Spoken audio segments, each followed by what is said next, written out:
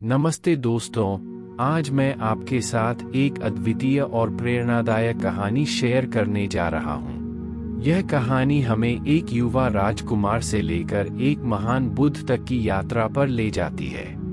यह कहानी हमें जीवन के मध्यम मार्ग की खोज के बारे में बताती है, जो न तो अत्यधिक तपस्या में लिप्त होता है और न ही अत्यधिक भोगविलास में। यह हमें एक संतुलित जीवन जीने की ओर मार्गदर्शन करता है, जिसमें नैतिकता, समझदारी और ध्यान का महत्व होता है। तो चलिए हम इस यात्रा को शुरू करते हैं और देखते हैं कि इसके प्रत्येक चरण में हमें क्या सीखने को मिलता है।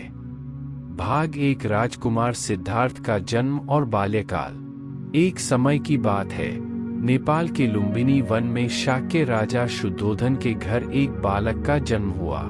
उस बालक का नाम रखा गया सिद्धार्थ। राजकुमार सिद्धार्थ बचपन से ही बहुत सोच विचार करने वाले और गहरी चिंतनशीलता वाले थे।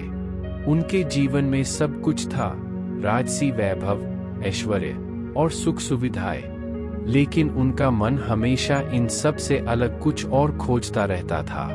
उनके जन्म के समय एक ऋषि ने भविष्यवाणी की थी कि यह बालक या तो एक महान सम्राट बनेगा या फिर एक महान संत। उनके पिता ने उन्हें एक सम्राट बनाने के लिए हर संभव प्रयास किया, लेकिन सिद्धार्थ के मन में तो कुछ और ही था। जैसे जैसे सिद्धार्थ बड़े हुए, उन्होंने जीवन के विभिन्न पहलुओं को देखा और अनुभव किया। उन्होंने दुख, बीमारी और मृत्यु को देखा, जिसने उन्हें गहराई से प्रभावित किया। यही अनुभव उन्हें जीवन के अर्थ की खोज में ले गया, जिसने अंततः उन्हें मध्यम मार्ग की ओर प्रेरित किया। इस भाग में हमने देखा कि कैसे एक युवा राजकुमार के रूप में सिद्धार्थ के जीवन की शुरुआत हुई और उनके बाल्यकाल के अनुभवों ने उनके भविष्य के पथ को कैसे प्रभावित किया। भाग 2, सिद्धार्थ का संन्यास और तपस्या। जीवन के सुखों और ऐश्वर्य से घिरे होने के बावजूद सिद्धार्थ का मन अशांत था। उन्हें लगता था कि जीवन का असली उद्देश्य कुछ और ही है। एक दिन उन्होंने अपने राजसी जीवन को त्याग दिया और सन्यासी बनने का निर्णय लिया। वे जंगल में गए और वहां उन्होंने कठोर तपस्या शुरू की।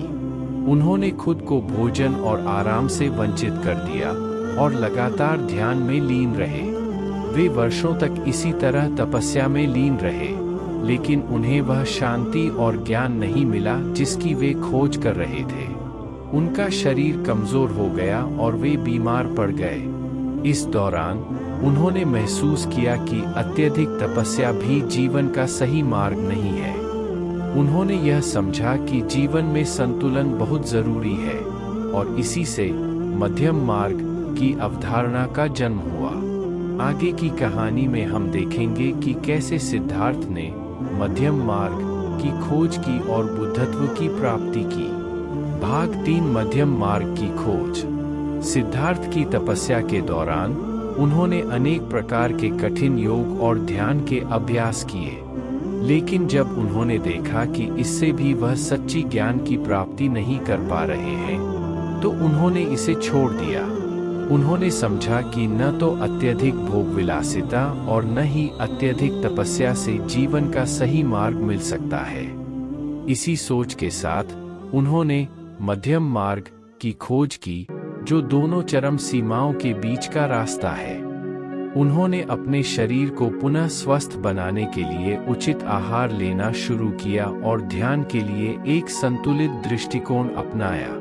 इस प्रक्रिया में उन्होंने जीवन के 4 आर्य सत्यों की खोज की, जो हैं दुख का समुदय, दुख का निरोध और दुख के निरोध का मार्ग। इसी के साथ उन्होंने अष्टांगिक मार्ग की शिक्षा दी, जो 8 भागों में बांटा गया है: सम्यक दृष्टि, सम्यक संकल्प, सम्यक वाणी, सम्यक कर्मांत, सम्यक आजीव, सम्यक व्यायाम, सम्यक स्मृति और सम्यक समाधि। इस मध्यम मार्ग के अनुसरण से सिद्धार्थ ने जीवन के गहरे रहस्यों को समझा और अंततः बोधगया में ज्ञान की प्राप्ति की। इस प्रकार वे बुद्ध बने, जागृत आत्मा। अगले भाग में हम देखेंगे कि कैसे बुद्ध ने अपने ज्ञान को दूसरों